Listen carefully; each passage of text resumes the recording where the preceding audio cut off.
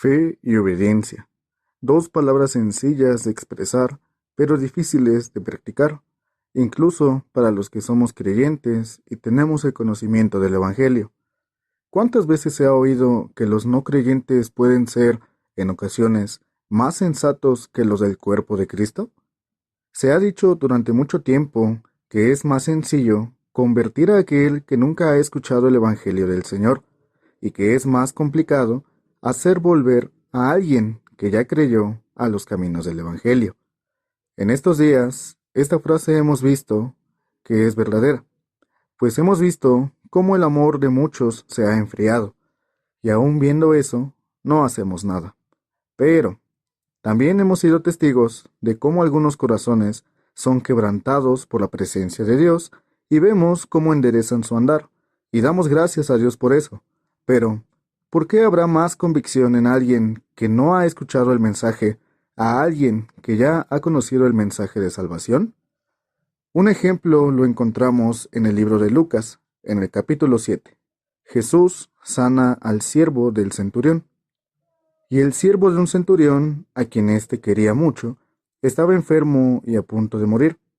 Cuando el centurión oyó hablar de Jesús, le envió unos ancianos de los judíos, rogándole que viniese y sanase a su siervo. Y ellos vinieron a Jesús y le rogaron con solicitud, diciéndole: «Es digno de que le concedas esto, porque ama a nuestra nación y nos edificó una sinagoga». Y Jesús fue con ellos, pero cuando ya no estaban lejos de la casa, el centurión envió a él unos amigos, diciéndole: «Señor, no te molestes, pues no soy digno de que entres bajo mi techo, por lo que ni aun me tuve por digno de venir a ti, pero di la palabra, y mi siervo será sano. Porque también yo soy hombre puesto bajo autoridad, y tengo soldados bajo mis órdenes, y digo a este: ve, y va, y al otro: ven, y viene, y a mi siervo: haz esto, y lo hace». Al oír esto, Jesús se maravilló de él, y volviéndose, dijo a la gente que le seguía: «Os digo que ni aun en Israel he hallado tanta fe».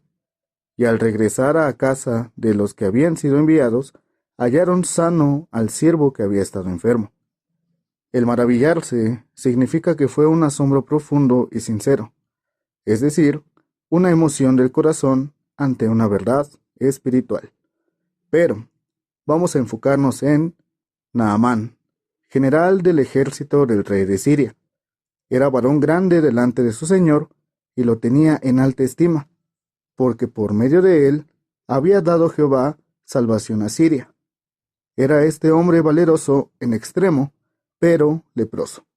Naamán, siendo un gentil, apartado del pueblo de Israel, fue un gran ejemplo de fe y convicción ante una adversidad corporal, que, en aquellos años, se decía era mortal, pues poco a poco ibas muriendo.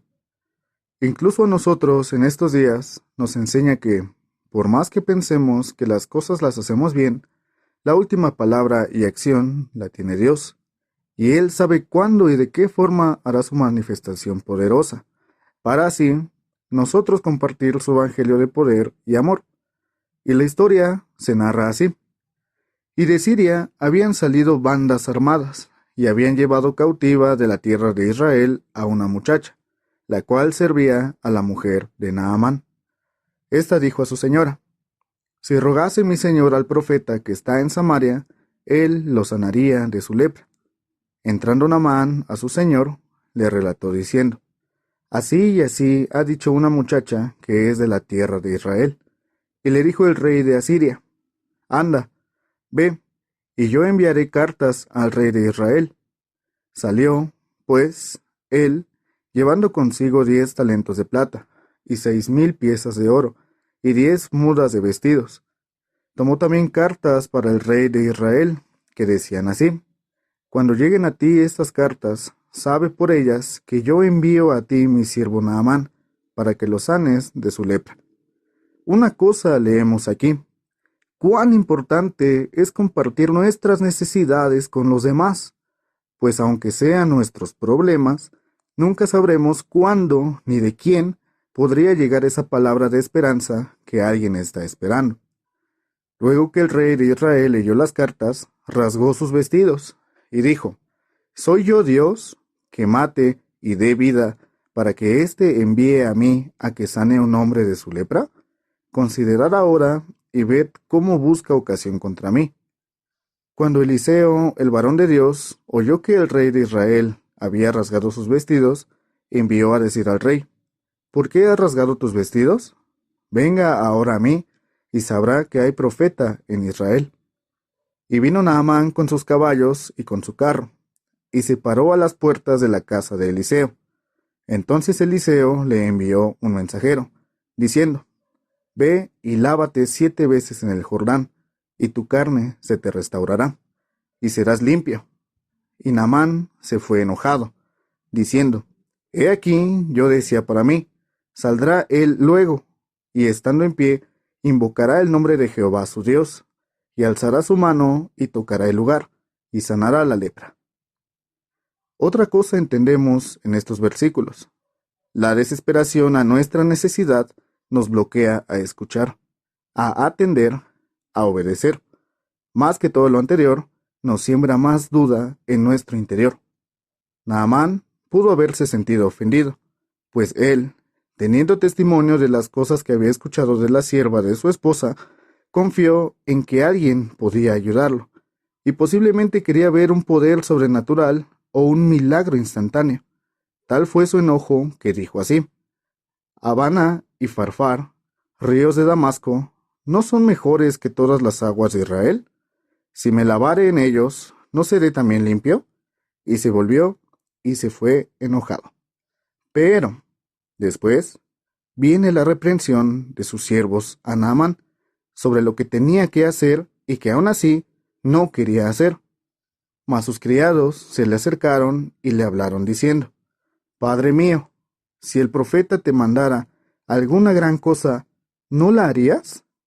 ¿Cuánto más diciéndote: lávate y serás limpio? Y entonces descendió y se zambulló 7 veces en el Jordán, conforme a la palabra del varón de Dios, y su carne se volvió como la carne de un niño, y quedó limpio. Y volvió al varón de Dios, él y toda su compañía, y se puso delante de él, y dijo: He aquí ahora conozco que no hay Dios en toda la tierra, sino en Israel. Te ruego que recibas algún presente de tu siervo. Mas él dijo: Vive Jehová, en cuya presencia estoy, que no lo aceptaré. Y le instaba que aceptara alguna cosa, pero él no quiso. Amado hermano, en la obediencia hay bendición, hay restauración, hay sanidad.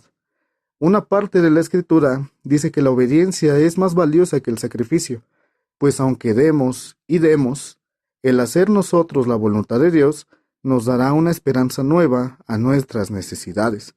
Reconocer que solo Dios tiene el poder de sanarnos es otra cosa muy necesaria que se debe compartir, pues hoy la gente pone su confianza en ídolos de madera, y el gran error es que creen que esas estatuillas los ayudarán.